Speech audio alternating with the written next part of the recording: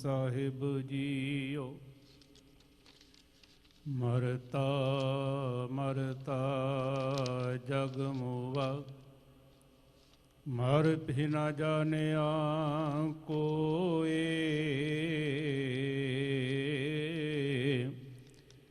ऐसी मरनी जो मरै, बहुर न मरना होए।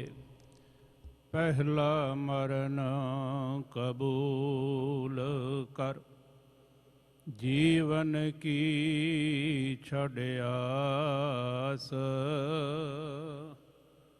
हो सबन की रेन का, तो आओ हमारे पास। जे तो प्रेम खेलन का चाव, सिर धर तली गली मेरी आओ। इत मार्ग पैर धरी जय, सिर दीजे कान ना कीजै। इत मार्ग पैर तरी जय, सिर दीजै कान ना कीजै। वाहिगुरु जी का खालसा, वाहिगुरु जी की फतेह। हाजरीन, गुरु की साजी नवाजी, गुरु रूप खालसा, गुरु की साध संगत ਕਿਹੜੇ ਲਫਾਜ਼ਾਂ ਦੇ ਨਾਲ ਆਪ ਦਾ ਧੰਨਵਾਦ, ਆਪ ਦਾ ਸ਼ੁਕਰਾਨਾ ਕਰਾਂ। ਮੇਰੇ ਕੋਲ ਉਹ ਬਚਨ ਨਹੀਂ। ਧੰਨ ਹੋ ਜਿਹੜੇ ਆਪਣੇ ਮੁਬਾਰਕ ਕਦਮਾਂ ਨੂੰ ਸਫਲ ਕਰਨ ਦੇ ਲਈ ਇੱਕ ਇੱਕ ਕਦਮ ਚੱਲ ਕੇ ਆਪਣੇ ਮੁਰਸ਼ਦ ਦੇ ਦਰ ਉੱਤੇ ਪਹੁੰਚੇ। ਧੰਨ ਹਨ ਉਹ ਸਵਾਸ ਜਿਹੜੇ ਤੁਸੀਂ ਆਪਣੇ ਪਿਆਰੇ ਮਿੱਠੇ ਪਰਮੇਸ਼ਰ ਦੀ ਗੋਦ ਵਿੱਚ ਬੈਠ ਕੇ ਲੈ ਰਹੇ ਹੋ। ਤੁਹਾਡਾ ਇੱਕ ਇੱਕ ਲਿੱਤਾ ਹੋਇਆ ਸਵਾਸ ਗੁਰੂ ਨਾਨਕ ਪਾਤਸ਼ਾਹ ਦੇ ਘਰ ਵਿੱਚ ਪ੍ਰਵਾਨ ਹੋਵੇ। ਦੋ ਮਜਬੂਨ ਅੱਜ ਮੇਰੇ ਸਾਹਮਣੇ ਨੇ। ਇੱਕ ਮਜਬੂਨ ਹੈ 6ਵੇਂ ਗੁਰੂ ਨਾਨਕ ਸਾਹਿਬ ਸ੍ਰੀ ਗੁਰੂ ਹਰਗੋਬਿੰਦ ਪਾਤਸ਼ਾਹ ਮਹਾਰਾਜ ਜੀ ਦਾ ਗੁਰਤਾ ਗੱਦੀ ਦਿਵਸ। ਦੂਸਰਾ ਮਜਬੂਨ ਸਾਡੇ ਤੋਂ ਜੋ ਜ਼ੁਲਮ ਹੋਇਆ, ਸਾਡੇ ਨਾਲ ਜੋ ਧੱਕਾ ਹੋਇਆ, ਸਾਡੇ ਜੋ ਹਿਰਦਿਆਂ ਦੇ ਉੱਤੇ ਛੇਕ ਕੀਤੇ ਗਏ, ਸਾਡੇ ਅਣਖ ਅਤੇ ਗੈਰਤ ਨੂੰ ਜੋ ਲਲਕਾਰਿਆ ਗਿਆ, ਸਾਡੇ ਬਹੁਤ ਸਾਰੇ ਛੋਟੇ ਛੋਟੇ ਬੱਚਿਆਂ ਨੂੰ, ਨੌਜਵਾਨ ਵੀਰਾਂ ਨੂੰ, ਬਜ਼ੁਰਗਾਂ ਨੂੰ, ਭੈਣਾਂ ਨੂੰ ਮੌਤ ਦੇ ਘਾਟ ਉਤਾਰ ਦਿੱਤਾ ਗਿਆ। ਮਨ ਰੋਂਦਾ ਹੈ, ਮਨ ਵਿਰਾਗ ਵਿੱਚ ਆਉਂਦਾ ਹੈ। ਉਹਨਾਂ ਦੇ ਜੀਵਨ ਨੂੰ ਥੋੜ੍ਹਾ ਜਿਹਾ ਸਮਾਂ ਆਪਾਂ ਨੇ ਬਿਆਨ ਕਰਨਾ ਹੈ। ਸਤਿਗੁਰੂ ਗੁਰੂ ਅਰਜਨ ਦੇਵ ਪਾਤਸ਼ਾਹ ਲਾਹੌਰ ਵਾਲੇ ਪਾਸੇ ਨੂੰ ਤੁਰਨ ਲੱਗੇ ਨੇ। 11 ਸਾਲ ਦੀ ਸਪੁੱਤਰ ਗੁਰੂ ਹਰਗੋਬਿੰਦ ਪਾਤਸ਼ਾਹ ਜੀ ਨੂੰ ਕਹਿਣ ਲੱਗੇ, ਬੇਟਾ, ਇਨਸਾਨ ਉਹ ਹੈ ਜਿਹੜਾ ਵਕਤ ਦੇ ਮੁਤਾਬਕ ਬਦਲ ਜਾਏ। ਵਕਤ ਵਕਤ ਦੇ ਮੁਤਾਬਕ, ਵਕਤ ਵਕਤ ਦੇ ਨਾਲ ਤੁਰੇ ਚੱਲੋ। ਜੀਵਨ ਦੇ ਕਦਮ ਕਦਮ ਦੇ ਉੱਤੇ ਇਹ ਵਕਤ ਤੁਹਾਡੀ ਕਦਰ ਪਾਵੇਗਾ। ਤੇ ਜਿਹੜਾ ਬੰਦਾ ਸਮੇਂ ਨੂੰ ਨਹੀਂ ਸੰਭਾਲਦਾ, ਸਮਾਂ ਉਹਨਾਂ ਨੂੰ ਬਰਬਾਦ ਕਰ ਦਿੰਦਾ, ਤਬਾਹ ਕਰ ਦਿੰਦਾ ਹੈ। ਅਸੀਂ 5 ਗੁਰੂ ਸਾਹਿਬਾਨਾਂ ਨੇ ਇਹਨਾਂ ਸਮੇਂ ਦੇ ਲੋਕਾਂ ਨੂੰ ਬੜਾ ਸਮਝਾਇਆ, ਬੜੀ ਪ੍ਰੀਤ ਨਾਲ ਵੀ ਸਮਝਾਇਆ, ਪਿਆਰ ਨਾਲ ਸਮਝਾਇਆ, ਬੜੀ ਨਿਮਰਤਾ ਦੇ ਨਾਲ ਸਮਝਾਇਆ, ਪਰ ਇਹ ਲੋਕ ਨਹੀਂ ਸਮਝੇ। ਭਾਈ ਸਾਹਿਬ ਭਾਈ ਗੁਰਦਾਸ ਜੀ ਦਾ ਪਾਵਨ ਬਚਨ ਗੁਰੂ ਕੀ ਕੀਰਤਨੀ ਪੜ੍ਹ ਰਹੇ ਸਨ ਨਾ, 5 ਪਿਆਲੇ 5 ਪੀਰ ਛਟਮ ਪੀਰ ਬੈਠਾ ਗੁਰ ਭਾਰੀ। 5 ਪਿਆਲੇ ਕੀ ਨੇ ਤੇ 5 ਪੀਰ ਕੌਣ ਨੇ? 5 ਪਿਆਲੇ ਹਨ ਸਤਿਗੁਰੂ ਗੁਰੂ ਨਾਨਕ ਪਾਤਸ਼ਾਹ ਤੋਂ ਪਹਿਲਾਂ, ਸਤ, ਸੰਤੋਖ, ਦਇਆ, ਧਰਮ ਅਤੇ ਧੀਰਜ, ਇਹ 5 ਪਿਆਲੇ ਨੇ। ਤੇ 5 ਪੀਰ ਨੇ ਬਾਪੂ ਗੁਰੂ ਨਾਨਕ ਪਾਤਸ਼ਾਹ, ਗੁਰੂ ਅੰਗਦ ਦੇਵ ਬਾਬਾ, ਗੁਰੂ ਅਮਰਦਾਸ, ਧੰਨ ਗੁਰੂ ਰਾਮਦਾਸ ਅਤੇ ਧੰਨ ਗੁਰੂ ਅਰਜਨ ਦੇਵ ਪਾਤਸ਼ਾਹ। ਇਹ 5 ਪੀਰ ਨੇ। ਇਹਨਾਂ ਦੇ ਸਰੀਰ ਤੋਂ ਬਾਅਦ ਇੱਕ ਜਿਹੜਾ ਛਟਮ ਪੀਰ ਹੈ ਨਾ, ਉਹ ਬਹੁਤ ਭਾਰਾ ਹੈ। ਭਾਰੇ ਤੋਂ ਭਾਵ ਹੈ ਬਹੁਤ ਤਾਕਤ ਦਾ ਮਾਲਕ ਹੈ। ਤੇ ਸਤਿਗੁਰਾਂ ਨੇ ਆਖਿਆ ਸੀ, ਪੁੱਤਰ ਜਿੱਥੇ ਸਾਡੀ ਨਿਮਰਤਾ ਦੇ ਨਾਲ ਲੋਕ ਨਹੀਂ ਨਾ ਸਮਝੇ, ਤੇ ਮੈਨੂੰ ਪੂਰਨ ਭਰੋਸਾ ਹੈ ਤੇਰੀ ਤਲਵਾਰ ਦੇ ਨਾਲ ਜ਼ਰੂਰ ਸਮਝਣਗੇ, ਕਿਉਂਕਿ ਸਮੇਂ ਦੀ ਨਜਾਕਤ ਹੈ।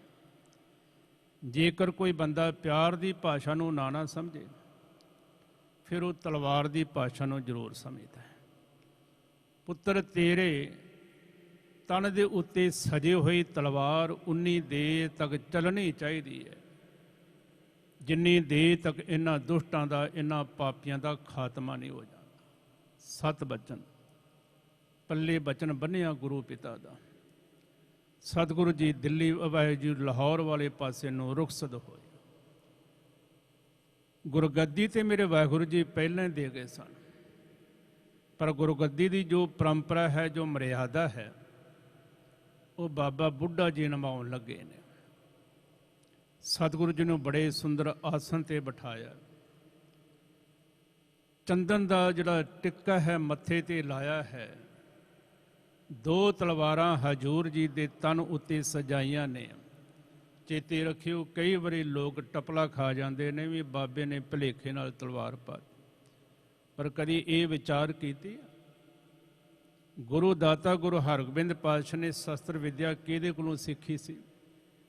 ਸਤਿਕਾਰਿਓ ਬਾਬਾ ਬੁੱਢਾ ਜੀ ਦੇ ਕੋਲ। ਗੁਰਦੇਵ ਪਾਤਸ਼ਾਹ ਨੇ ਸੰਸਾਰ ਦੀ ਭਾਸ਼ਾ ਕਿਹਦੇ ਕੋਲ ਸਿੱਖੀ ਸੀ? ਬਾਬਾ ਬੁੱਢਾ ਜੀ ਦੇ ਕੋਲੋਂ। ਕਿਉਂਕਿ ਗੁਰੂ ਅਰਜਨ ਦੇਵ ਪਾਤਸ਼ਾਹ ਨੇ ਇੱਕ ਬਚਨ ਆਖਿਆ ਸੀ, ਪੁੱਤਰ ਇਹ ਬਜ਼ੁਰਗ ਬਾਪੂ ਹੈ ਜਿਹਦੇ ਅੰਦਰ ਗੁਣ ਹੀ ਗੁਣ ਹਨ। ਤੇ ਪੁੱਤਰਾ ਜੇ ਗੁਣ ਲੈਣੇ ਨੇ ਤੇ ਨਿਮਰਤਾ ਦਾ ਪੱਲਾ ਫੜੀ, ਨਿਮਰਤਾ ਦਾ। ਇਹ ਗੁਣਾਂ ਦਾ ਖਜ਼ਾਨਾ ਹੈ।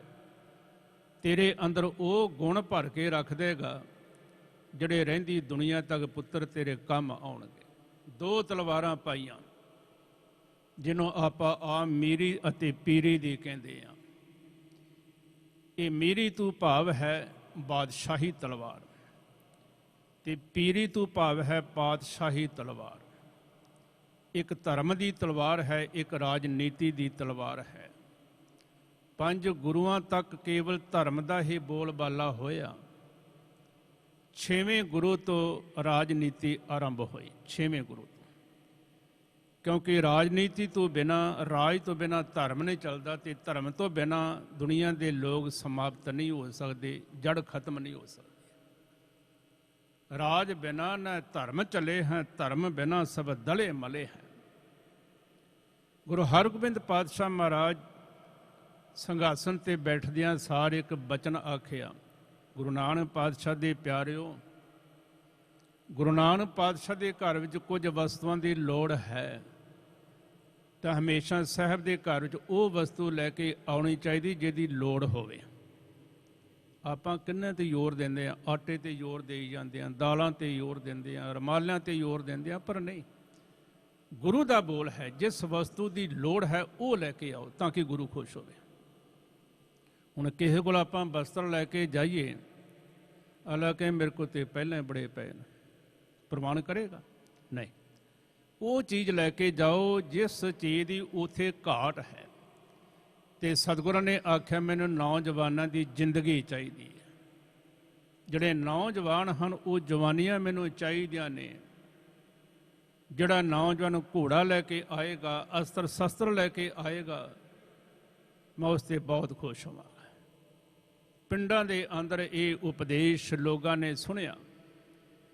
ਜਿੰਨੇ ਵੀ ਨੌਜਵਾਨ ਸਨ ਘੋੜੇ ਲੈ ਲੈ ਕੇ, ਅਸਤਰ ਸ਼ਸਤਰ ਲੈ ਕੇ ਗੁਰੂ ਦੇ ਚਰਨਾਂ ਵਿੱਚ ਹਾਜ਼ਰ ਪਏ ਹੁੰਦੇ ਨੇ। ਸਤਿਗੁਰਾ ਤੇਰੇ ਘਰ ਵਿੱਚ ਆਏ ਆ, ਸੁਣਿਆ ਹੈ ਤੂੰ ਇੱਕ ਫੌਜ ਦਾ ਆਰੰਭ ਕੀਤਾ। ਮਾਲਕ ਕਹਿਣ ਲੱਗੇ, ਹਾਂ ਅਸੀਂ ਤੇਰੀ ਫੌਜ ਵਿੱਚ ਭਰਤੀ ਹੋਣ ਵਾਸਤੇ ਆਏ ਹਾਂ ਮਾਲਕਾ।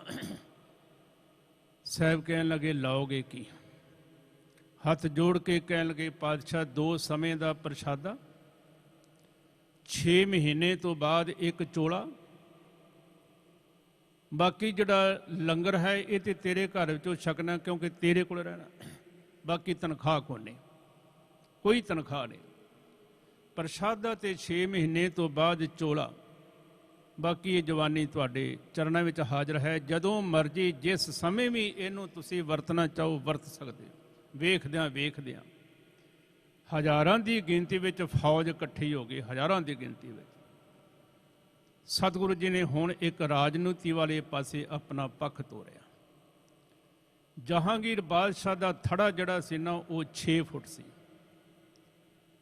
ਤੇ ਸਾਹਿਬਾਂ ਨੇ ਵਿਚਾਰ ਕੀਤੇ, ਬਾਬਾ ਬੁੱਢਾ ਜੀ ਨਾਲ, ਬਾਬਾ ਹਮੇਸ਼ਾ ਰਾਜ ਨੀਵਾਂ ਹੁੰਦਾ ਤੇ ਧਰਮ ਉੱਚਾ ਹੁੰਦਾ, ਤੇ ਆਪਾਂ ਅੱਜ ਧਰਮ ਦਾ ਜਿਹੜਾ ਥੜਾ ਹੈ ਨਾ ਉਹ 11 ਫੁੱਟ ਬਣਾਉਣਾ, ਕਿਉਂਕਿ ਬਾਦਸ਼ਾਹੀ ਨਾਲੋਂ ਪਾਤਸ਼ਾਹੀ ਉੱਚੀ ਹੁੰਦੀ ਹੈ। 11 ਫੁੱਟ ਥੜਾ ਬਣਾਉਣਾ ਹੈ। ਭਾਈ ਸਾਹਿਬ ਭਾਈ ਗੁਰਦਾਸ ਜੀ ਨੂੰ ਬੁਲਾਇਆ। ਭਾਈ ਗੁਰਦਾਸ ਜੀ, ਤੁਸਾਂ ਨੇ ਅੱਜ ਗਾਰੇ ਦੇ ਅੰਦਰ ਉਹ ਗਿਆਨ ਘੋਟਣਾ, ਉਹ ਗਿਆਨ ਪਾਉਣਾ ਹੈ, ਜਿੰਨਾ ਵੀ ਤੁਹਾਡੇ ਕੋਲ ਗਿਆਨ ਹੈ ਅੱਜ ਸਾਰਾ ਇਸ ਗਾਰੇ ਦੇ ਅੰਦਰ ਮਿਕਸ ਕਰ ਦਿਓ। ਬਾਬਾ ਬੁੱਢਾ ਜੀ, ਜਿੰਨੀ ਵੀ ਤੁਹਾਡੀ ਬੰਦਗੀ ਹੈ, ਜਿੰਨੀ ਤੁਹਾਡੀ ਆਬਾਦਤ ਹੈ, ਅੱਜ ਇਹਨਾਂ ਇੱਟਾਂ ਵਿੱਚ ਭਰ ਦਿਓ, ਤੇ ਸਾਡੇ ਕੋਲ ਜਿੰਨੀ ਵੀ ਸ਼ਕਤੀ ਹੈ ਅਸੀਂ ਇਹ ਥੜਾ ਬਣਾਉਣ ਤੇ ਲਾ ਦਿਆਂਗੇ। ਬਾਬਾ ਬੁੱਢਾ, ਭਾਈ ਸਾਹਿਬ ਭਾਈ ਗੁਰਦਾਸ ਅਤੇ ਧੰਨ ਗੁਰੂ ਹਰਗੋਬਿੰਦ ਪਾਤਸ਼ਾਹ, 3 ਮਹਾਨ ਸ਼ਖਸੀਅਤਾਂ ਨੇ ਇਹ 11 ਫੁੱਟ ਥੜਾ ਬਣਾਇਆ, 11 ਫੁੱਟ, ਤੇ ਇਹਦਾ ਨਾਮ ਰੱਖਿਆ ਅਕਾਲ ਤਖਤ, ਪਰਮਾਤਮਾ ਦਾ ਸਿੰਘਾਸਨ, ਰੱਬ ਦਾ ਘਰ। ਤੇ ਜਿਹੜਾ ਰੱਬ ਦਾ ਘਰ ਹੁੰਦਾ ਉੱਥੇ ਕਿਸੇ ਨਾਲ ਬੇਇਨਸਾਫੀ ਨਹੀਂ ਹੁੰਦੀ, ਬਿਲਕੁਲ ਇਨਸਾਫ ਹੁੰਦਾ। ਇੱਕ ਪਾਸੇ ਅੰਮ੍ਰਿਤ ਵੇਲੇ ਆਸਾ ਦੀ ਵਾਰ ਦਾ ਕੀਰਤਨ ਗਾਇਨ ਕਰਦੇ ਨੇ ਹਰਿਮੰਦਰ ਸਾਹਿਬ ਦੇ ਅੰਦਰ, ਤੇ ਸ਼ਾਮ ਨੂੰ ਗੁਰੂ ਹਰਗੋਬਿੰਦ ਪਾਤਸ਼ਾਹ ਢਾਡੀ ਦੀਆਂ ਵਾਰਾਂ ਗਾਉਂਦੇ ਨੇ। ਢਾਡੀਆਂ ਕੋਲੋਂ ਪਰਮੇਸ਼ਰ ਦੇ ਉਹਨਾਂ ਸੂਰਬੀਰ ਯੋਧਿਆਂ ਦੇ ਲਈ ਵਾਰਾਂ ਗਵਾਉਂਦੇ ਨੇ, ਤੇ ਜਦੋਂ ਉਹ ਵਾਰਾਂ ਗਾਉਂਦੇ ਸਨ ਯੋਧਿਆਂ ਦਾ ਖੂਨ ਫੜਕਦਾ ਸੀ, ਡੋਲੇ ਫੜਕਦੇ ਸੀ। ਉਹ ਬਾਰ-ਬਾਰ ਕਹਿੰਦੇ ਸੀ, ਸਤਿਗੁਰੂ ਜੀ ਜੰਗ ਕਦੋਂ ਹੋਵੇਗਾ? ਮਾਲਕ ਕਹਿਣ ਲੱਗੇ, ਸਮਾਂ ਆਵੇਗਾ, ਸਭ ਕੁਝ ਹੋਵੇਗਾ। ਹੁਣ ਇਸ ਗੱਲ ਦਾ ਪਤਾ ਜਦੋਂ ਜਹਾਂਗੀਰ ਨੂੰ ਲੱਗਿਆ, ਹੁਣ ਜਿੰਨੇ ਪੰਜਾਬ ਦੇ ਛੋਟੇ-ਮੋਟੇ ਝਗੜੇ ਨੇ ਸਤਿਗੁਰੂ ਜੀ ਸਿੰਘਾਸਨ ਤੇ ਬੈਠ ਕੇ ਪਲਾਂ ਵਿੱਚ ਨਿਬੇੜ ਦਿੰਦੇ ਨੇ, ਪਰ ਬਾਦਸ਼ਾਹ ਨੇ ਗੱਲ ਥੋੜਾ ਪਾਵੇਗੀ। ਉਹਨੇ ਆਖਿਆ, ਇੱਕ ਰਾਜ ਦੇ ਅੰਦਰ 2 ਬਾਦਸ਼ਾਹ ਨਹੀਂ ਰਹਿ ਸਕਦੇ, ਇੱਕ ਮਿਆਨ ਦੇ ਅੰਦਰ 2 ਤਲਵਾਰਾਂ ਨਹੀਂ ਰਹਿ ਸਕਦੀਆਂ। ਸਤਿਗੁਰੂ ਨੇ ਆਖਿਆ, ਮੈਂ ਤਲਵਾਰਾਂ ਵੀ 2 ਪਾਈਆਂ ਨੇ ਤੇ ਮਿਆਨ ਵੀ 2 ਨੇ। ਮੇਰੇ ਕੋਲ ਰਾਜ ਭਾਗ ਵੀ ਹੈ ਤੇ ਮੇਰੇ ਕੋਲ ਧਰਮ ਦੀ ਨੀਤੀ ਵੀ ਹੈ। ਮੈਂ ਇਨਸਾਫ ਕਰਨ ਵਾਸਤੇ ਬੈਠਾ, ਪਰ ਬਾਦਸ਼ਾਹ ਦੇ ਕੋਲੋਂ ਇਨਸਾਫ ਨਹੀਂ ਜੇ ਮਿਲਦਾ ਹੁੰਦਾ। ਜਿੰਨੇ ਵੀ ਲੋਕ ਆਪਣੇ ਝਗੜਿਆਂ ਕਰਕੇ ਜੇ ਕੋਈ ਪੈਸੇ ਨਹੀਂ ਦਿੰਦਾ ਤੇ ਝਗੜਾ ਸਤਿਗੁਰੂ ਤੱਕ ਪਹੁੰਚਦਾ, ਪਲਾਂ ਦੇ ਅੰਦਰ ਹਿਸਾਬ ਕਿਤਾਬ। ਜੇਕਰ ਕੋਈ ਕਿਸੇ ਦੀ ਧੀ ਭੈਣ ਨੂੰ ਦੁਖੀ ਕਰਦਾ, ਸਤਿਗੁਰੂ ਜੀ ਫੈਸਲਾ ਕਰ ਦਿੰਦੇ। ਜੇ ਕਿਸੇ ਗਰੀਬ ਨੂੰ ਧਨ ਦੀ ਲੋੜ ਹੈ, ਗੁਰੂ ਦਾਤਾ ਜੀ ਦੇ ਦਿੰਦੇ ਨੇ, ਭਾਵ ਪਲਾਂ ਦੇ ਅੰਦਰ ਫੈਸਲੇ। ਹਜ਼ੂਰ ਦਾਤਾ ਜੀ ਨੇ ਵੇਖੋ ਗੁਰਿਆਈ ਲਈ ਪਹਿਲਾਂ ਗੁਰੂ ਪਿਤਾ ਜੀ ਦਾ ਸ਼ਹਾਦਤ ਦਿੱਤੀ। ਗੁਰੂ ਪਿਤਾ ਦੀ ਸ਼ਹਾਦਤ, 2 ਗੁਰੂ ਸਾਹਿਬਾਨਾਂ ਨੇ ਗੁਰਗੱਦੀ ਤੇ ਉਦੋਂ ਆਪਣੇ ਮੁਬਾਰਕ ਚਰਨ ਰੱਖੇ ਸਨ ਜਦੋਂ ਉਹਨਾਂ ਦੇ ਪਿਤਾ ਨੂੰ ਸ਼ਹੀਦ ਕੀਤਾ ਗਿਆ ਸੀ। ਧੰਨ ਗੁਰੂ ਹਰਗੋਬਿੰਦ ਪਾਤਸ਼ਾਹ ਮਹਾਰਾਜ ਜੀ ਦੇ ਪਿਤਾ ਨੂੰ ਸ਼ਹੀਦ ਕੀਤਾ, ਗੁਰੂ ਅਰਜਨ ਦੇਵ ਪਾਤਸ਼ਾਹ ਨੂੰ ਸਾਹਿਬ ਗੁਰੂ ਦਈਏ ਪਾਤਸ਼ਾਹ ਇਸ ਸਿੰਘਾਸਨ ਤੇ ਬੈਠੇ। ਧੰਨ ਗੁਰੂ ਤੇਗ ਬਹਾਦਰ ਪਾਤਸ਼ਾਹ ਨੂੰ ਸ਼ਹੀਦ ਕੀਤਾ ਗਿਆ ਤੇ ਗੁਰੂ ਗੋਬਿੰਦ ਸਿੰਘ ਪਾਤਸ਼ਾਹ ਮਹਾਰਾਜ ਸਿੰਘਾਸਨ ਤੇ ਬੈਠੇ। ਗੁਰੂ ਹਰਗੋਬਿੰਦ ਦਾਤਾ ਜੀ ਉਮਰ 11 ਸਾਲ ਹੈ ਸਿੰਘਾਸਨ ਤੇ ਬਿਰਾਜਮਾਨ ਹੋਏ। ਗੁਰੂ ਕਲਗੀਧਰ ਪਾਤਸ਼ਾਹ ਦੀ ਉਮਰ 9 ਸਾਲ ਦੀ ਹੈ, ਸਿੰਘਾਸਨ ਤੇ ਬਿਰਾਜਮਾਨ ਹੋਏ। ਪਹਿਲਾਂ ਆਪ ਬਾਲਕ ਸੀ ਤੇ ਪਾਲਕ ਨੂੰ ਭੇਜਿਆ। ਪਾਲਕ ਤੋਂ ਭਾਵ ਹੈ ਜਿਹੜਾ ਪਾਲਦਾ ਬੱਚਿਆਂ ਨੂੰ। ਜਬ ਬਾਲਕ ਥੇ तो पालक को भेजा, अब पालक हैं तो बालक को भेजा। ਜਦੋਂ ਆਪ ਪਿਤਾ ਬਣੇ ਫਿਰ ਆਪਣੇ ਬੱਚਿਆਂ ਨੂੰ ਭੇਜਿਆ ਸ਼ਹਾਦਤ ਵਾਸਤੇ। ਜਦੋਂ ਆਪ ਬੱਚੇ ਸਨ ਪਾਲਣ ਵਾਲੇ, ਪਿਤਾ ਨੂੰ ਸ਼ਹਾਦਤ ਦੇਣ ਵਾਸਤੇ ਭੇਜਿਆ। जब बालक था तो पालक को भेजा, जब पालक था तो फिर बालक को भेजा। सतगुरु गुरु हरगोबिंद पातशाह महाराज ਮੀਰੀ ਅਤੇ ਪੀਰੀ ਦੀਆਂ 2 ਤਲਵਾਰਾਂ ਪਹਿਨ ਕੇ ਰਾਜ ਸੰਘਾਸਨ ਅਤੇ ਧਰਮ ਦਾ ਆਸਣ ਲੈ ਕੇ ਬੈਠ ਗਏ ਨੇ। ਸਾਹਿਬਾਂ ਨੇ 4 ਜੰਗ ਕੀਤੇ, 4 ਜੰਗ, ਤੇ 4 ਜੰਗਾਂ ਦੇ ਅੰਦਰੋਂ ਗੁਰੂ ਦਾਤਾ ਜੀ ਦੀ ਫਤਿਹ ਹੋਈ। ਇਹ ਉਹ ਸੰਘਾਸਨ ਸੀ। ਦੁਨੀਆ ਦੇ ਵੱਡੇ ਵੱਡੇ ਸੰਘਾਸਨ ਜਿਹੜੇ ਹਨ ਉਹ ਟੱਟ ਜਾਣਗੇ, ਪਰ ਜਿਹੜਾ ਅਕਾਲ ਦਾ ਸੰਘਾਸਨ ਹੈ, ਪਰਮੇਸ਼ਰ ਦਾ ਸੰਘਾਸਨ ਹੈ, ਦੁਨੀਆ ਦੀ ਕੋਈ ਤਾਕਤ ਇਹਨੂੰ ਢਾਹ ਨਹੀਂ ਸਕੇ, ਬੇਸ਼ਰਤੇ ਕਿ ਅਬਦਾਲੀ ਨੇ ਵੀ ਢਾਇਆ। ਹਰਿਮੰਦਰ ਸਾਹਿਬ ਨੂੰ ਢਾਹ ਦਿੱਤਾ, ਪਰ ਸਮੇਂ ਦੇ ਯੋਧਿਆਂ ਨੇ ਆਖਿਆ ਸੀ ਹਰਿਮੰਦਰ ਸਾਹਿਬ ਦੀਆਂ ਇੱਟਾਂ ਨੂੰ ਢਾਇਆ ਨਾ। ਸੱਚਾ ਹਰਿਮੰਦਰ ਤੇ ਸਾਡੇ ਅੰਦਰ ਹੈ। ਅੰਦਰ ਜ਼ਿੰਦਗੀ ਦਾ ਆਨੰਦ ਉਦੋਂ ਆਵੇਗਾ ਸਾਡੇ ਜਦੋਂ ਅੰਦਰ ਨੂੰ ਢਾਵੇਂਗਾ। ਅੰਦਰ ਹਰਿਮੰਦਰ ਨੂੰ ਕਿੱਥੋਂ ਢਾਏਗਾ? ਸ਼ਾਹ ਅਬਦਾਲੀ ਨੇ 17 ਹਮਲੇ ਕੀਤੇ ਹਿੰਦੁਸਤਾਨ ਤੇ, ਬੜਾ ਕੁਝ ਲੁੱਟਿਆ, ਬਹੁਤ ਕੁੱਟਿਆ। ਬਹੁ ਬੇਟੀਆਂ ਦੀ ਪੱਤ ਨੂੰ ਬਚਾਉਣ ਵਾਸਤੇ ਫਿਰ ਖਾਲਸਾ ਅੱਗੇ ਆਇਆ। ਮਰਹਟਿਆਂ ਨੂੰ ਇਹਨੇ ਪਾਣੀਪਤ ਦੇ ਮੈਦਾਨ ਦੇ ਅੰਦਰ ਬੜੀ ਬੁਰੀ ਮਾਰ ਮਾਰੀ ਤੇ ਇੱਕ ਗੱਲ ਫਕਰ ਨਾਲ ਕਹਿ ਕੇ ਤੁਰ ਪਿਆ, ਕਹਿੰਦਾ ਹੁਣ ਇਹਨਾਂ ਦਾ ਖਾਤਮਾ ਕਰਤਾ। ਇਹਨਾਂ ਦੇ ਪੋਤਰਿਆਂ ਨਾਲ ਹੋ ਸਕਦਾ ਮੇਰੇ ਪੋਤਰੇ ਲੜਨ, ਪਰ ਇਹਨਾਂ ਦੇ ਪੁੱਤਰ ਜਿਹੜੇ ਨੇ ਮੇਰੇ ਖਾਨਦਾਨ ਨਾਲ ਕਦੀ ਲੜ ਨਹੀਂ ਸਕਣਗੇ। ਪੋਤਰਿਆਂ ਨਾਲ ਭਾਵੇਂ ਇਹਨਾਂ ਦੇ ਪੋਤਰੇ ਲੜ ਲੈਣ, ਭਾਵ ਪੁੱਤਰ ਤੱਕ ਇਹਨਾਂ ਦੀ ਅੰਸ਼ ਖਤਮ ਕਰ ਦੇ। ਪਰ ਰਸਤੇ ਦੇ ਅੰਦਰ ਜਦੋਂ ਪਿਪਲੀ ਕੋਲ ਆਏ, ਸਿੰਘਾਂ ਨੇ ਲੁੱਟ ਲਿਆ। ਕਹਿੰਦੇ ਵੀ ਇਹ ਕੌਣ ਨੇ? ਮੈਂ ਤੇ ਕਿਹਾ ਸੀ ਮਰੱਟੇ ਖਤਮ ਹੋ ਗਏ, ਮਰੱਟਿਆਂ ਤੋਂ ਉੱਪਰ ਕੋਈ ਕੌਮ ਹੀ ਕੋਈ ਨਹੀਂ। ਤੇ ਨਾਲ ਦੇ ਜਰਨੈਲ ਹੀ ਆਖਿਆ ਸਿੱਖ ਕੌਮ ਹੈ, ਸਿੱਖ ਕੌਮ। ਇਹੋ ਜੀ ਮਾਰਸ਼ਲ ਕੌਮ ਨਾ ਤੇ ਅੱਜ ਤੱਕ ਕੋਈ ਹੋਈ ਹੈ ਤੇ ਨਾ ਹੀ ਕੋਈ ਹੋਵੇਗੀ। ਦੁਨੀਆ ਦੀ ਕੋਈ ਤਾਕਤ ਇਸ ਕੌਮ ਨੂੰ ਖਤਮ ਨਹੀਂ ਕਰ ਸਕਦੀ। ਕਿਉਂ? ਇਹ ਆਬੇ ਹਯਾਤ ਪੀਂਦੇ ਨੇ ਉਸ ਹਰਿਮੰਦਰ ਸਾਹਿਬ ਦੇ ਸਰੋਵਰ ਵਿੱਚੋਂ। ਤੇ ਇਸ ਦੁਸ਼ਟ ਨੇ ਆਖਿਆ ਮੈਂ ਸਰੋਵਰ ਹੀ ਪੂਰ ਦਿਆਂਗਾ, ਤੇ ਵਾਕਿਆ ਜੋ ਕਿਹਾ ਸੀ ਕਰਕੇ ਵਿਖਾਤਾ। ਸਰੋਵਰ ਪੂਰਤਾ, ਹਰਿਮੰਦਰ ਸਾਹਿਬ ਢਾਹਤਾ, ਸਿੱਖਾਂ ਨੇ ਫਿਰ ਬਣਾ ਲਿਆ ਸਰੋਵਰ ਨੂੰ, ਫਿਰ ਜਿਹੜਾ ਆਬਾਦ ਕਰ ਲਿਆ। ਇੱਕ ਵਾਰੀ ਨਹੀਂ 17 ਵਾਰੀ। ਜ਼ਕਰੀਆ ਖਾਨ ਨੇ ਵੀ ਢਾਇਆ, ਜ਼ਕਰੀਆ ਖਾਨ ਨੇ ਵੀ ਸਰੋਵਰ ਪੂਰਿਆ, ਸਿੱਖਾਂ ਫਿਰ ਬਣਾ ਲਿਆ। ਨਾਦਰ ਸ਼ਾਹ ਨੇ ਤੋੜਿਆ, ਨਾਦਰ ਸ਼ਾਹ ਨੇ ਪੂਰਿਆ, ਫਿਰ ਸਿੱਖਾਂ ਨੇ ਬਣਾ ਲਿਆ। ਪਰ ਅੱਜ ਉਸੇ ਹੀ ਸੰਘਾਸਨ ਤੇ ਉਸੇ ਹੀ ਹਰਿਮੰਦਰ ਸਾਹਿਬ ਦੇ ਉੱਤੇ ਜਦੋਂ ਬੇਇਨਸਾਫੀ ਹੋਣ ਲੱਗੇ, ਗੁਰੂ ਗੋਬਿੰਦ ਸਿੰਘ ਪਾਤਸ਼ਾਹ ਦਾ ਚੇਲਾ ਅੱਜ ਫਿਰ ਆ ਗਿਆ। ਸੰਘਾਸਨ ਕਿੱਥੇ ਲਾਇਆ? ਉਸੇ ਹੀ ਅਕਾਲ ਤਖਤ ਤੇ ਕਹਿੰਦੇ ਨੇ ਬੜੀ ਨੀਤੀ ਸੀ, ਬਹੁਤ ਸੁੜ, ਬਹੁਤ ਸਿਆਣੇ ਸੀ, ਬੜੇ ਬੰਦਗੀ ਵਾਲੇ ਮਹਾਨ ਤਪੀਸਵਰ ਸਨ। ਤੇ ਇਹਨਾਂ ਦੀਆਂ ਜਿਹੜੀਆਂ ਗੱਲਾਂ ਥੋੜ੍ਹੀਆਂ ਜਿਹੀਆਂ ਪੜ੍ਹੋ ਨਾ ਤੇ ਹੈਰਾਨਗੀ ਆਉਂਦੀ ਹੈ। ਰਹਿੰਦੇ ਸਵਾਸਾਂ ਤੱਕ ਉਹਨੇ ਕਿਸੇ ਨਾਲ ਧੱਕਾ ਨਹੀਂ ਹੋਣ ਦਿੱਤਾ, ਕਿਸੇ ਨਾਲ ਜ਼ਬਰ ਨਹੀਂ ਹੋਣ ਦਿੱਤਾ। ਕਿਸੇ ਦੀ ਬਹੁ ਬੇਟੀ ਦੀ ਇੱਜ਼ਤ ਨੂੰ ਕੋਈ ਬੰਦਾ ਲੁੱਟ ਨਹੀਂ ਸੀ ਸਕਦਾ। ਸੂਰਬੀਰ ਸੀ, ਪੂਰਾ ਬਚਨਾਂ ਦਾ ਪੂਰਾ ਸੀ। ਕੁਝ ਮੰਗਾਂ ਸੀ ਮਨ ਦੇ ਅੰਦਰ।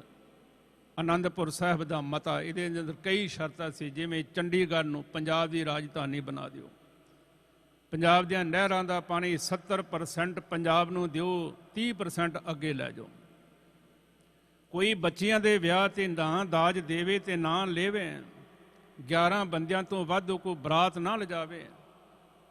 ਬੜੇ ਮਤੇ ਸੀ, ਬੜੇ।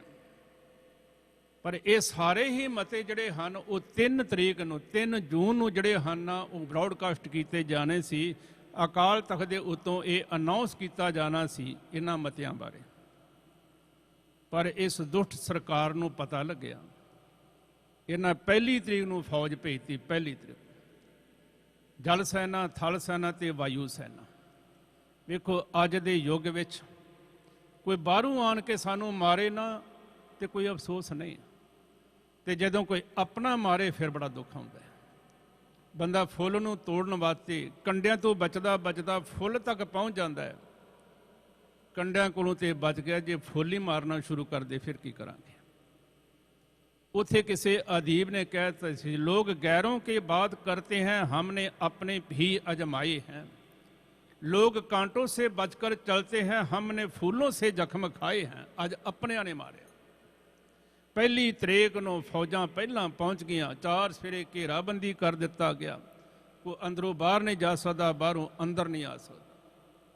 1 तरीक ਨੂੰ गोली ਚੱਲੀ, गोली चलती रही, पर अगों कोई जवाब नहीं। ਸਮੇਂ ਦਾ ਜਿਹੜਾ ਜਰਨੈਲ ਸੀ ਕੁਲਦੀਪ ਸਿੰਘ ਬਰਾੜ, ਮੈਂ ਥੋੜ੍ਹਾ ਜਿਹਾ ਪਿਛੋਕੜ ਜਾਣਾ ਚਾਹੁੰਦਾ। ਵੇਖੋ, ਬੰਦੇ ਦੀ ਔਕਾਤ ਵਿੱਚ ਫਰਕ ਹੁੰਦਾ, ਬਰਾਦਰੀ ਵਿੱਚ ਫਰਕ ਹੁੰਦਾ। ਇੱਕ ਭਾਈ ਦਾਨਾ ਬਰਾੜ ਸੀ, ਜਿਹਨੇ ਗੁਰੂ ਕਲਗੀਧਰ ਪਾਤਸ਼ਾਹ ਮਹਾਰਾਜ ਜੀ ਦੇ ਘੋੜੇ ਦੀ ਲਗਾਮ ਪਕੜ ਕੇ ਖਲੋਂਦਾ ਸੀ, ਉਹ ਵੀ ਬਰਾੜ ਸੀ। ਕੁਝ ਫੌਜ ਵਿੱਚ ਬਰਾੜ ਸਨ, ਜਿਨ੍ਹਾਂ ਨੇ ਸਤਿਗੁਰਾਂ ਨੂੰ ਇੱਕ ਬਚਨ ਆਖਿਆ, ਤਨਖਾਹ ਦੇਵੋਗੇ ਅੱਗੇ ਜਾਣ ਦਿਆਂਗੇ, ਉਹ ਵੀ ਤੇ ਬਰਾੜ ਸੀ। ਜਦੋਂ ਮਾਲਕ ਨੇ ਉਹਨਾਂ ਨੂੰ ਤਨਖਾਹ ਦਿੱਤੀ ਤੇ ਭਾਈ ਦਾਨੇ ਨੂੰ ਕਹਿਣ ਲੱਗੇ, ਲੈ ਦਾਨਿਆ ਤੂੰ ਵੀ ਲੈ ਲਾ। ਹੱਥ ਜੋੜ ਕੇ ਕਹਿਣ ਲੱਗਾ, ਦਾਤਾ ਇਹ ਤੇ ਮੇਰੇ ਭਰਾ ਭੋਲੇ ਨੇ, ਇਹਨਾਂ ਨੂੰ ਇਹ ਨਹੀਂ ਪਤਾ ਕਿ ਗੁਰੂ ਦਾਤਾ ਜੀ ਕੋਲੋਂ ਸੰਸਾਰਕ ਧਨ ਨਹੀਂ ਮੰਗੀਦਾ, ਗੁਰੂ ਦਾਤਾ ਜੀ ਦੇ ਕੋਲੋਂ ਨਾਮ ਦਾ ਧਨ ਮੰਗੀਦਾ। ਤੇ ਸਾਹਿਬ ਜੇ ਮੈਨੂੰ ਕੋਈ ਦੇਣਾ ਚਾਹੁੰਦੇ ਹੋ ਤੇ ਮੇਰੀ ਝੋਲੀ 'ਚ ਪਾ ਦਿਓ, ਸਤਨਾਮ ਸ਼੍ਰੀ ਵਾਹਿਗੁਰੂ। ਹੁਣ ਗੁਰੂ ਕਲਗੀਧਰ ਪਾਤਸ਼ਾਹ ਮਹਾਰਾਜ ਨੇ ਆਖਿਆ ਸੀ, ਸਜਣਾ ਬਰਾੜਾਂ ਦੀ ਲਾਜ ਰੱਖ ਹੀ ਰਹੀ ਨਾ। ਹੁਣ ਵੇਖੋ, ਇਹ ਕੁਲਦੀਪ ਸਿੰਘ ਵੀ ਜਿਹੜਾ ਜਰਨੈਲ ਸੀ, ਇਹ ਵੀ ਬਰਾੜ, ਤੇ ਸਤਿਕਾਰਯੋਗ ਬਾਬਾ ਸੰਤ ਜਰਨੈਲ ਸਿੰਘ ਜੀ ਭਿੰਡਰਾਂ ਵਾਲੇ, ਇਹ ਵੀ ਬਰਾੜ। ਫਰਕ ਹੋ ਗਿਆ ਨਾ। ਹੈ ਦੋਵੇਂ ਬਰਾਦਰੀ ਇੱਕ ਹੈ, ਜਾਤ ਇੱਕ ਹੈ, ਪਰ ਵਿਚਾਰਾਂ ਕਰਕੇ ਫਰਕ ਹੈ।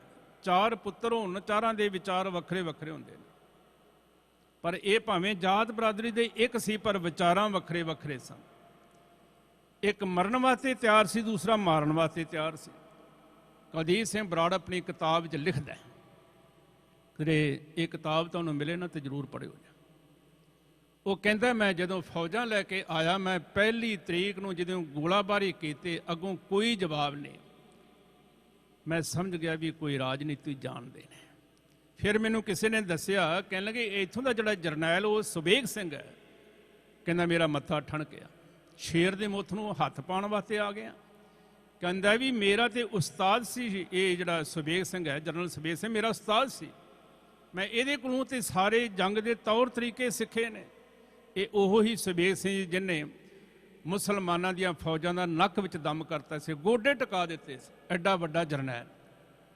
ਪਰ ਸਮੇਂ ਦੀ ਸਰਕਾਰ ਸਾਡੇ ਜਰਨੈਲਾਂ ਨੂੰ ਕਿਉਂ ਅੱਗੇ ਆਉਣ ਦਿੰਦੀ ਹੈ? ਇਹ ਚਾਹੁੰਦੀ ਵੀ ਉਹ ਛੋਟੇ ਜਿਹੇ ਪਦਵੇ ਤੱਕ ਹੀ ਰਹਿਣ, ਬਸ ਅੱਗੇ ਨਹੀਂ ਵਧਣ ਦੇਣਾ। ਪਤਾ ਨਹੀਂ ਜਰਨੈਲ ਕਿਵੇਂ ਇਸ ਅਹੁਦੇ ਤੱਕ ਪਹੁੰਚਿਆ ਸੁਬੇਗ ਸਿੰਘ, ਪਰ ਕੋਈ ਕਦਰ ਨਹੀਂ ਜਾਣੀ, ਇਹਨੇ ਮਿਲਟਰੀ ਛੱਡ ਦਿੱਤੀ। ਕਿੰਦ ਨੇ ਮਹਾਂਪੁਰਸ਼ਾਂ ਦੇ ਨਾਲ ਆ ਕੇ ਇਹਨੇ ਆਖਿਆ, ਬਾਬਾ ਦੇਸ਼ ਦੀ ਸੇਵਾ ਤੇ ਬਥੇਰੀ ਕਰ ਲਈ, ਪਰ ਹੁਣ ਮੈਂ ਪੰਥ ਦੀ ਸੇਵਾ ਕਰਨਾ ਚਾਹੁੰਦਾ। ਦੇਸ਼ ਦੀ ਸੇਵਾ ਵਿੱਚ ਮੈਨੂੰ ਕੱਖ ਨਹੀਂ ਮਿਲਿਆ, ਪਰ ਮੈਂ ਪੰਥ ਦੀ ਸੇਵਾ ਕਰਕੇ ਗੁਰੂ ਰਾਮਦਾਸ ਪਾਤਸ਼ਾਹ ਕੋਲੋਂ ਕੁਝ ਲੈਣਾ ਚਾਹੁੰਦਾ। ਹਜੂਰ ਦਾਤਾ ਜੀ ਦੇ ਘਰ ਦੇ ਮਹਾਨ ਸਰਦਾਲੂ ਬਾਬਾ ਜਰਨੈਲ ਸਿੰਘ ਜੀ ਨੇ ਇਹਨੂੰ ਜੀ ਆਇਆਂ ਆਖਿਆ। ਕਹਿੰਦੇ ਜਦੋਂ ਪਹਿਲੀ ਤਰੀਕ ਨੂੰ ਗੋਲਾਬਾਰੀ ਹੋਈ, ਅੱਗੋਂ ਕੋਈ ਜਵਾਬ ਨਹੀਂ ਆਇਆ, ਤੇ ਇਹ ਜਿਹੜਾ ਜਰਨੈਲ ਸੀ ਨਾ, ਕੁਲਦੀਪ ਸਿੰਘ ਸਮਝ ਗਿਆ ਵੀ ਸਿਆਣੇ ਬੰਦੇ ਬੈਠੇ ਨੇ। ਉਹ ਇਸ ਕਰਕੇ ਗੋਲਾਬਾਰੀ ਕੀਤੀ, ਮੈਂ ਵੇਖਾਂ ਸੀ ਵੀ ਅੱਗੋਂ ਗੋਲਾਬਾਰੀ ਕਿਸ ਪਾਸੋਂ ਆਉਂਦਾ, ਮੈਨੂੰ ਮੋਰਚਿਆਂ ਦਾ ਪਤਾ ਲੱਗੇ। ਪਰ ਜਦੋਂ ਅੱਗੋਂ ਕੋਈ ਗੋਲਾਬਾਰੀ ਆਈ ਨਹੀਂ, ਸਮਝ ਗਿਆ ਵੀ ਲੋਕ ਬੈਠੇ ਕਿੱਥੇ ਨੇ। 2 ਤਰੀਕ ਨੂੰ ਫਿਰ ਗੋਲਾਬਾਰੀ ਕੀਤੀ, ਫਿਰ ਕੋਈ ਜਵਾਬ ਨਹੀਂ।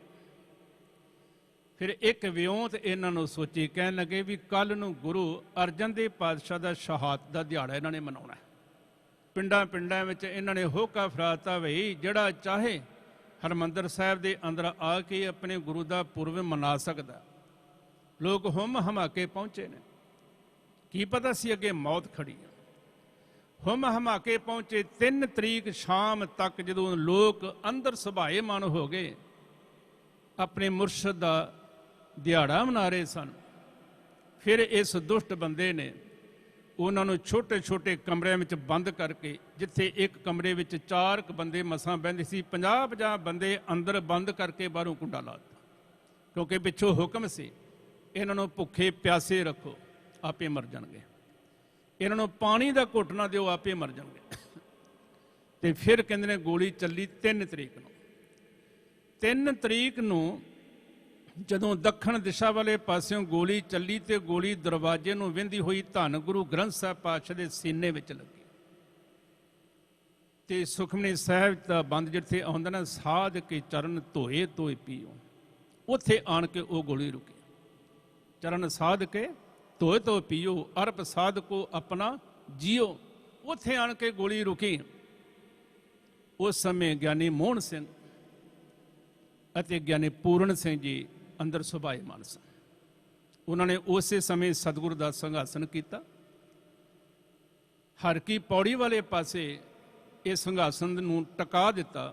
ਆਪ ਦੋਵੇਂ ਬਾਹਰ ਆ ਗਏ। 3 ਤਰੀਕ ਨੂੰ ਫਿਰ ਗੋਲਾਬਾਰੀ ਹੋਈ। ਇਧਰੋਂ ਮਹਾਂਪੁਰਸ਼ਾਂ ਨੇ ਵੀ ਜਦੋਂ ਇਹ ਗੱਲ ਸੁਣੀ ਨਾ, ਮੇਰੇ ਗੁਰੂ ਗ੍ਰੰਥ ਸਾਹਿਬ ਪਾਤਸ਼ਾਹ ਦੇ ਗੋਲੀ ਲੱਗੀ, ਫਿਰ ਜਵੇ ਬਾਣ ਲਾਗਿਓ ਤਬੇ ਰੋਸ ਜਾਗਿਓ। ਫਿਰ ਰੋਹ ਚੜਿਆ ਗੁਰੂ ਦੇ ਸੂਰਮੇ ਨੂੰ, ਕਹਿੰਦਾ ਹੁਣ ਫੈਰ ਖੋਲੋ।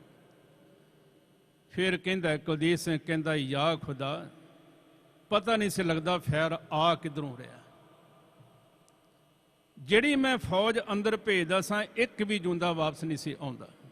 ਮੈਂ ਸੁਨੇਹਾ ਭੇਜਿਆ ਇੰਦਰਾ ਨੂੰ, ਇੱਦਾਂ ਤੇ ਸਾਰੀ ਫੌਜ ਖਤਮ ਹੋ ਜਾਏਗੀ। ਨਹੀਂ ਪਤਾ ਲੱਗ ਰਿਹਾ ਵੀ ਗੋਲੀ ਆ ਕਿਸ ਪਾਸਿਓਂ ਰਹੀ ਹੈ।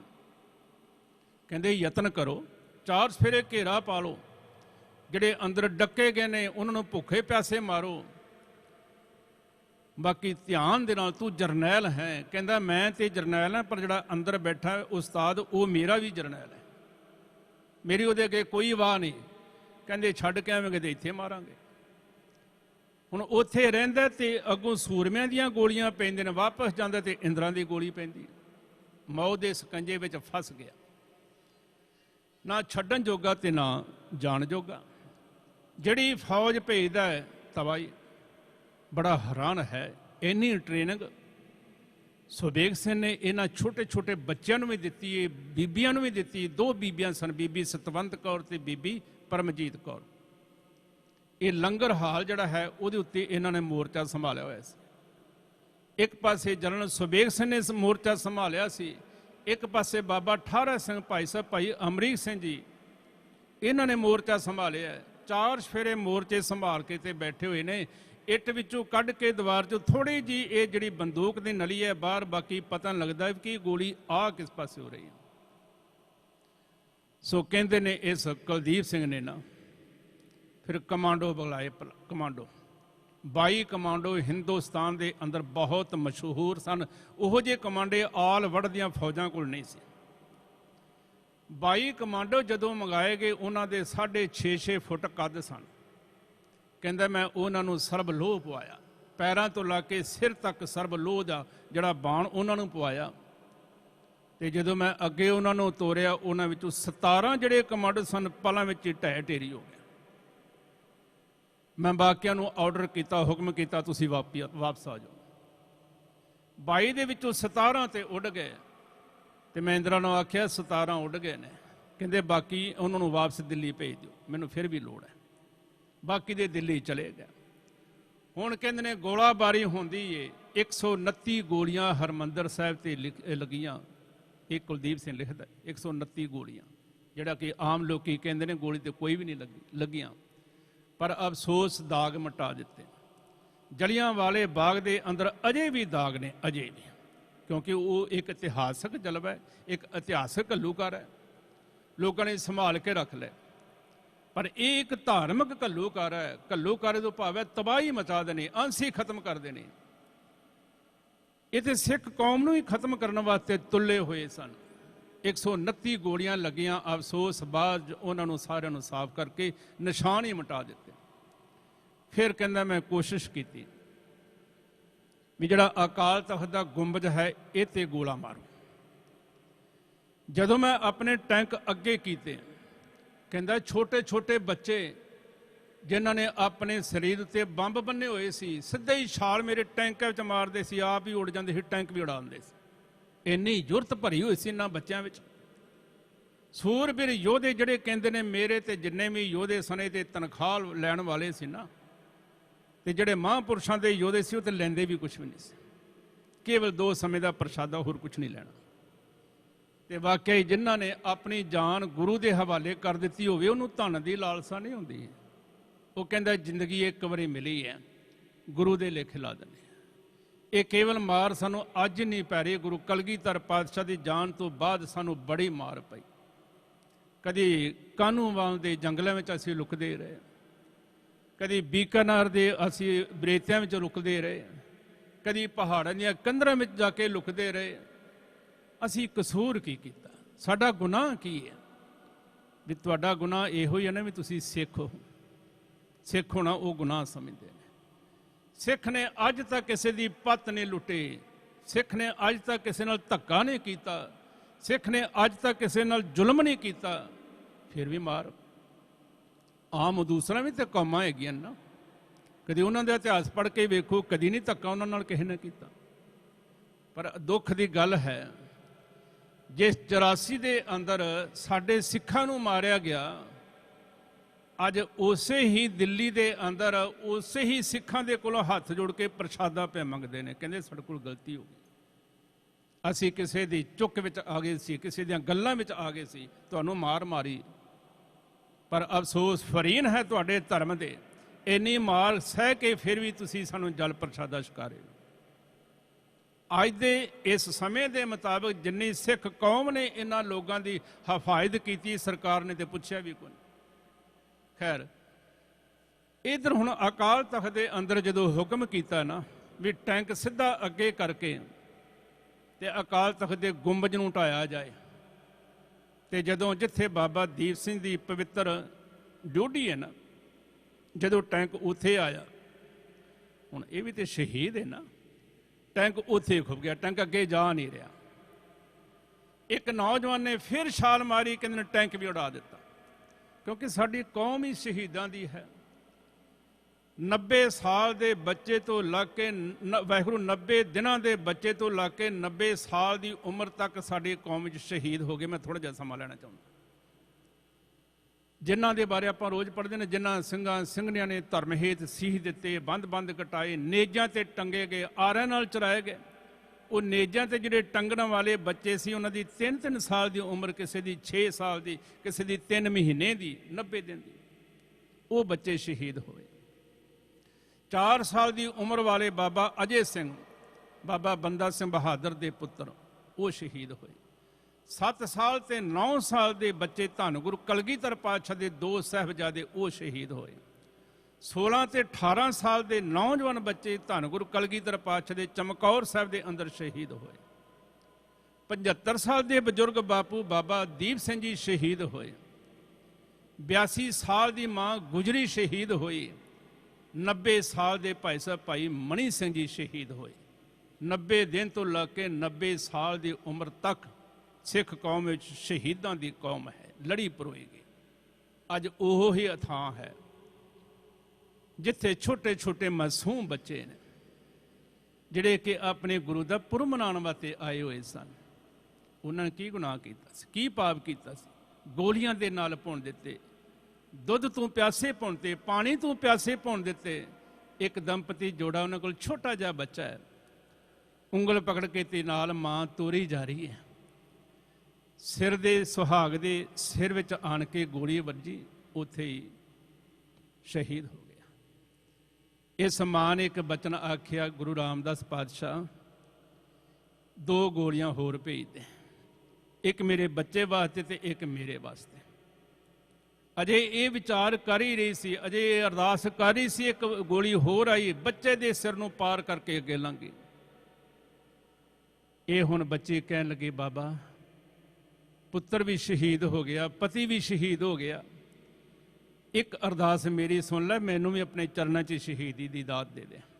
ਤੀਸਰੀ ਗੋਲੀ ਆਈ, ਸੀਨੇ ਵਿੱਚ ਵੱਜੀ, ਇਹਨੇ ਵੀ ਉੱਥੇ ਸ਼ਹਾਦਤ ਪ੍ਰਾਪਤ ਕਰ ਲਈ। ਕਿਉਂਕਿ ਇਹ ਸ਼ਹੀਦਾਂ ਦੀ ਕੌਮ ਹੈ। ਜਦੋਂ ਅੰਤ ਸਮੇਂ ਦੇ ਉੱਤੇ ਵੀ ਇਹੋ ਅਰਦਾਸ ਕਰਦੇ ਨੇ, ਬਾਪੂ ਜੇ ਇਹ ਜ਼ਿੰਦਗੀ ਤੇਰੇ ਚਰਨਾਂ ਵਿੱਚ ਲੱਗ ਜਾਏ ਤੇ ਸਮਝਾਂਗੇ ਸਫਲ ਹੋ ਗਈ। ਫਿਰ ਜ਼ਿੰਦਗੀ ਦੀ ਯਾਤਰਾ ਸਫਲ ਸਫਲ ਸਫਲ ਸਫਲ ਭਈ ਯਾਤਰਾ। ਹੁਣ ਬਾਕੀ ਸੁਬੇਗ ਸਿੰਘ ਦੀ ਗੱਲ ਸੁਣ ਲਓ। ਇਹ ਕੁਦਰਤੀ ਪਿੱਛੋਂ ਨਾ ਇੱਕ ਪ੍ਰਾਤਨ ਜਿਹੜਾ ਹੈ ਨਾ, ਰੀਤ ਪ੍ਰਾਤਨ ਮਰਿਆਦਾ ਤੁਰੀ ਆ ਰਹੀ ਹੈ। ਜਿਵੇਂ ਇਹ ਦੋਵੇਂ ਬਰਾੜ ਸਨ ਤੇ ਜਨਰਲ ਸੁਬੇਗ ਸਿੰਘ, ਇਹਨਾਂ ਦੇ ਵੱਡੇ ਵਡੇਰੇ, ਉਹਨਾਂ ਦਾ ਨਾਮ ਸੀ ਹਰਦਿਆਲ ਸਿੰਘ। ਤੇ ਹਰਦਿਆਲ ਸਿੰਘ ਜਿਨ੍ਹਾਂ ਨੇ ਧੰਨ ਗੁਰੂ ਗੋਬਿੰਦ ਸਿੰਘ ਪਾਤਸ਼ਾਹ ਕੋਲੋਂ ਅੰਮ੍ਰਿਤ ਦੀ ਦਾਤ ਛਕੀ ਸੀ, ਤੇ ਹਰਦਿਆਲ ਸਿੰਘ ਦੀ ਅੰਸ਼ ਵਿੱਚੋਂ ਹੋਏ ਨੇ ਸੁੱਖਾ ਸਿੰਘ ਤੇ ਮਤਾਬ ਸਿੰਘ ਹੋਏ ਨੇ। ਮਤਾਬ ਸਿੰਘ ਜਿਹੜਾ ਹੈ ਉਹ ਭਾਈ ਹਰਦਿਆਲ ਸਿੰਘ ਦੀ ਅੰਸ਼ ਵਿੱਚੋਂ ਹੋਇਆ, ਜਿਨੇ ਇਸ ਦੁਸ਼ਟ ਬੰਦੇ ਦਾ ਸਿਰ ਵੱਢਿਆ ਸੀ, ਜਿਹੜਾ ਕਿ ਹਰਮੰਦਰ ਸਾਹਿਬ ਦੇ ਅੰਦਰ ਨਾਚ ਕਰਾਉਂਦਾ ਸੀ, ਮੱਸਾ ਰੰਗੜ। ਇਹਨਾਂ ਦਾ ਸਿਰ ਵੱਢ ਕੇ ਬੀਕਾਨੇਰ ਵਾਲੇ ਪਾਸੇ ਲੈ ਗਏ ਸੀ। ਤੇ ਮਹਿਤਾਬ ਸਿੰਘ ਦੀ ਅੰਸ਼ ਵਿੱਚ ਹੋਏ ਨੇ ਗਿਆਨੀ ਰਤਨ ਸਿੰਘ ਜੀ ਭੰਗੂ, ਜਿਨ੍ਹਾਂ ਨੇ ਪੰਥ ਪ੍ਰਕਾਸ਼ ਲਿਖਿਆ, ਤੇ ਗਿਆਨੀ ਰਤਨ ਸਿੰਘ ਦੀ ਭੰਗੂ ਦੀ ਅੰਸ਼ ਵਿੱਚ ਹੋਏ ਨੇ ਜਨਰਲ ਸੁਬੇਗ ਸਿੰਘ। ਇਹਦੇ ਪਿੱਛੋਂ ਸ਼ੁਰੂ ਤੋਂ ਗੁਰੂ ਨਾਲ ਜੁੜੇ ਹੋਏ ਨੇ ਤੇ ਗੁਰੂ ਦੇ ਦਰ ਉੱਤੇ ਸੇਵਾ ਪੇ ਕਰਦੇ ਨੇ। ਆਖਰ ਕਹਿੰਦੇ ਨੇ ਜਦੋਂ ਬੁਰਜ ਨੂੰ ਢਾਹ ਦਿੱਤਾ ਗਿਆ, ਸਮਾਂ ਮੇਰਾ ਹੋ ਗਿਆ, ਮੈਂ ਸਮਾਪਤੀ ਕਰਾਂ ਜਿਹਦੇ ਸ਼ੁਰੂ ਹੋਇਆ ਸੀ। ਬੁਰਜ ਨੂੰ ਢਾਹ ਦਿੱਤਾ ਗਿਆ, ਅਕਾਲ ਤਖਤ ਦੇ ਬੁਰਜ ਨੂੰ ਢਾਹ ਦਿੱਤਾ ਗਿਆ, ਅਸਲਾ ਖਤਮ ਹੋ ਗਿਆ। ਜਨਰਲ ਸੁਬੇਗ ਸਿੰਘ ਕਹਿਣ ਲੱਗਾ, ਮਹਾਂਪੁਰਸ਼ੋ ਹੁਣ ਕੀ ਕਰਨਾ ਹੈ? ਕਹਿੰਦੇ ਬਾਹਰ ਨਿਕਲੋ, ਸ਼ਹੀਦੀਆਂ ਪਾਓ। ਉਸ ਸਮੇਂ ਫਿਰ ਅਮਰੀਕ ਸਿੰਘ ਜੀ ਫੈਡਰੇਸ਼ਨ ਦੇ ਪ੍ਰਧਾਨ, ਬਾਬਾ ਠਾਰਾ ਸਿੰਘ, ਜਨਰਲ ਸੁਬੇਗ ਸਿੰਘ ਅਤੇ ਮਹਾਨ ਪੁਰਸ਼ ਸੰਤ ਜਰਨੈਲ ਸਿੰਘ ਜੀ ਭਿੰਡਰਾਂਵਾਲੇ, ਇਹ ਚਾਰੇ ਬਾਹਰ ਨਿਕਲੇ ਨੇ। ਇਹਨਾਂ ਦੇ ਹੱਥਾਂ ਵਿੱਚ ਪਿਸਟਲ ਹੈ, ਪਿਸਟਲ। ਗੋਲੀਆਂ ਦੀ ਬਰਸਾਤ ਕਰਦੇ ਹੋਏ ਬਾਹਰ ਨੂੰ ਆ ਰਹੇ ਨੇ। ਕੁਲਦੀਪ ਸਿੰਘ ਜੀ ਲਿਖਦਾ ਹੈ, ਕਹਿੰਦਾ ਫਿਰ ਮੈਂ ਮੌਕਾ ਵੇਖਿਆ। ਉਸ ਸਮੇਂ ਮੈਂ ਹੁਕਮ ਕੀਤਾ, ਬੁਸ਼ਾਰ ਇਹੋ ਜਿਹੀ ਗੋਲੀਆਂ ਦੀ ਕਰੋ ਇਹਨਾਂ 'ਚੋਂ ਇੱਕ ਵੀ ਜਿੰਦਾ ਬਚ ਕੇ ਨਾ ਜਾਵੇ। ਚਾਰ ਫਿਰ ਇਹੋ ਜਿਹੀ ਬੁਸ਼ਾਰ ਹੋਈ, ਚਾਰੇ ਦੇ ਚਾਰੇ ਸ਼ਹਾਦਤ ਪ੍ਰਾਪਤ ਕਰਕੇ। ਕਹਿੰਦਾ ਜਦੋਂ ਉਹਨਾਂ ਸ਼ਹਾਦਤ ਪ੍ਰਾਪਤ ਕੀਤੀ ਨਾ, ਤੇ ਮੈਨੂੰ ਰੋਣਾ ਵੀ ਆਇਆ, ਕਿਉਂਕਿ ਉਹਦੇ ਵਿੱਚ ਮੇਰਾ ਉਸਤਾਦ ਵੀ ਸੀ ਜਨਰਲ ਸੁਬੇਗ ਸਿੰਘ। ਕਹਿੰਦਾ ਮੈਂ ਉਦੋਂ ਨਹੀਂ ਰੋਇਆ, ਇੱਧਰ ਕਹਿੰਦਾ ਮੇਰਾ ਇੱਕ ਪੁੱਤਰ ਜਿਹੜਾ ਬਿਮਾਰ ਹੋ ਕੇ ਮਰ ਗਿਆ, 3 ਦਿਨ ਮੇਰੇ ਪੁੱਤਰ ਦੀ ਲਾਸ਼ ਨੂੰ ਕਿਸੇ ਨੇ ਨਹੀਂ ਸੰਭਾਲਿਆ, ਮੈਂ ਬੜਾ ਰੋਇਆ। ਕਿਸੇ ਨੇ ਆਖਿਆ ਉਹ ਜਿਨ੍ਹਾਂ ਮਾਵਾਂ ਦੇ ਪੁੱਤਰ ਮਾਰੇ ਸੀ, ਉਹ ਵੀ ਤਾਂ ਕਿਸੇ ਦੇ ਪੁੱਤਰ ਸਨ। ਉਹਨਾਂ ਨੂੰ ਪਤਾ ਸੀ ਇਸ ਦੁਸ਼ਟ ਬੰਦੇ ਦਾ ਇਹ ਪੁੱਤਰ ਹੈ, ਇਸੇ ਕਰਕੇ ਤੇਰੇ ਪੁੱਤਰ ਦੀ ਲਾਸ਼ ਦੇ ਨੇੜੇ ਨਹੀਂ ਕੋਈ ਗਿਆ। ਕਹਿੰਦਾ ਮੈਨੂੰ ਕੈਂਸਰ ਹੈ, ਮੇਰੀ ਧਰਮ ਸਪਤਨੀ ਕੋਈ ਨਹੀਂ, ਮੇਰਾ ਪੁੱਤਰ ਵੀ ਕੋਈ ਨਹੀਂ, ਮੇਰੀ ਕੋਈ ਔਲਾਦ ਨਹੀਂ, ਮੈਂ ਕੈਂਸਰ ਦੇ ਨਾਲ ਤੜਫਦਾ ਪਿਆ ਹਾਂ, ਮੈਨੂੰ ਕੋਈ ਪਾਣੀ ਦੇਣ ਵਾਲਾ ਵੀ ਨਹੀਂ ਰਿਹਾ। ਤੇ ਮੈਂ ਗੁਰੂ ਰਾਮਦਾਸ ਪਾਤਸ਼ਾਹ ਨੂੰ ਕਹਿੰਦਾ ਮੈਨੂੰ ਇੱਕ ਵਾਰੀ ਬਖਸ਼ ਲੈ। ਤੇ ਇੱਕ ਆਵਾਜ਼ ਆਂਦੀ, ਕੌਣ ਬਖਸ਼ੇਗਾ? ਜਿੱਥੇ ਇੰਨਾ ਖੂਨ ਕੀਤਾ ਹੈ, ਇਹੋ ਜਿਹਾ ਤੂੰ ਕਤਲੇਆਮ ਕੀਤਾ ਹੈ, ਤੈਨੂੰ ਤਾਂ ਰੱਬੀ ਦਰਗਾਹ ਵਿੱਚ ਵੀ ਨਹੀਂ ਬਖਸ਼ਿਆ ਜਾਣਾ। ਤੇ ਅਜੇ ਵੀ ਉਹ ਤਰਸਦਾ ਪਿਆ। ਕਿਤਾਬ ਉਹਨੇ ਲਿਖੀ, ਉਹਨੇ ਮਹਾਂਪੁਰਸ਼ਾਂ ਦੇ ਵੀ ਜੀਵਨ ਵਿੱਚੋਂ ਬੜੀਆਂ ਚੰਗੀਆਂ ਚੰਗੀਆਂ ਗੱਲਾਂ ਵੀ ਲਿਖੀਆਂ। ਸਮਾਂ ਇਜਾਜ਼ਤ ਨਹੀਂ ਦਿੰਦਾ, ਸਤਿਗੁਰੂ ਜੀ ਕਿਰਪਾ ਕਰਨ। ਉਹਨਾਂ ਦਾ ਡਿੱਲਿਆ ਹੋਇਆ ਖੂਨ ਅੱਜ ਵੀ ਸਾਨੂੰ ਯਾਦ ਪਿਆ ਆਉਂਦਾ, ਜਿੱਥੇ ਡੁੱਲਦਾ ਖੂਨ ਸ਼ਹੀਦਾਂ ਦਾ, ਤਕਦੀਰ ਬਦਲਦੀ ਕੌਮਾਂ ਦੀ, ਰੰਬੀਆਂ ਨਾਲ ਖੋਪਰ ਲੈ ਜਾਂਦੀ ਤਸਵੀਰ ਬਦਲਦੀ ਕੌਮਾਂ ਦੀ। ਗੁਰੂ ਕਿਰਪਾ ਕਰੇ ਅਸੀਂ ਉਹਨਾਂ ਦੇ ਪਾਏ ਹੋਏ ਪੂਰਨੇ ਤੇ ਅਣਖ ਨਾਲ, ਗੈਰਤ ਨਾਲ ਆਪਣੀ ਜ਼ਿੰਦਗੀ ਬਤੀਤ ਕਰੀਏ, ਕਿਉਂਕਿ 4 ਦਿਨ ਦੀ ਜ਼ਿੰਦਗੀ ਹੈ। ਜੇ 100 ਸਾਲ ਦੀ ਹੋ ਗਈ ਤਾਂ ਵੀ ਲੰਘ ਜਾਏਗੀ, 4 ਸਾਲ ਦੀ ਹੋ ਗਈ ਤੇ ਤਾਂ ਵੀ ਲੰਘ ਜਾਏਗੀ, ਪਰ 4 ਦਿਨ ਦੀ ਜ਼ਿੰਦਗੀ ਵਿੱਚ ਕੁਛ ਨਾ ਕੁਛ ਕਰ ਚਲੀਏ। ਜਿੰਨਾ ਕੀਤਾ ਉਹਨਾਂ ਬਾਰੇ ਲਿਖਿਆ, ਕਿਸੇ ਕੀ 4 दिन की जिंदगी 100 काम करती है, किसी की 100 वर्ष की जिंदगी में कुछ नहीं होता। ਗੁਰੂ ਕਰੇ ਕਿਰਪਾ। ਇਹ ਜੂਨ ਦਾ ਮਹੀਨਾ ਜਦੋਂ ਚੜ੍ਹਦਾ ਹੈ, ਸਾਨੂੰ ਉਹ ਰੱਬ ਦੇ ਪਿਆਰੇ ਚੇਤੇ ਆਉਂਦੇ ਨੇ ਜਿਨ੍ਹਾਂ ਨੇ ਆਪਣਾ ਸਭ ਕੁਝ ਧਰਮ ਤੋਂ ਵਾਰ ਦਿੱਤਾ। ਗੁਰੂ ਬਾਬਾ ਕਿਰਪਾ ਕਰੇ, ਉਹਨਾਂ ਦੀ ਆਤਮਾ ਨੂੰ ਮਾਲਕ ਆਪਣੇ ਚਰਨਾਂ 'ਚ ਨਿਵਾਸ ਬਖਸ਼ਿਸ਼ ਕਰੇ। ਪਿੱਛੇ ਸਾਰੇ ਸਿੱਖ ਪੰਥ ਨੂੰ ਭਾਣਾ ਮੰਨਣ ਦਾ, ਰਜਾ ਮੰਨਣ ਦਾ ਬਲ ਅਤੇ ਉਦਮ ਬਖਸ਼ਿਸ਼ ਕਰੇ ਜੀ। ਕਰੋ ਰਸਨਾ ਸਾਂਝੀ ਤੇ ਆਖੋ ਜੀ, ਵਾਹਿਗੁਰੂ ਜੀ ਕਾ ਖਾਲਸਾ, ਵਾਹਿਗੁਰੂ ਜੀ ਕੀ ਫਤਿਹ।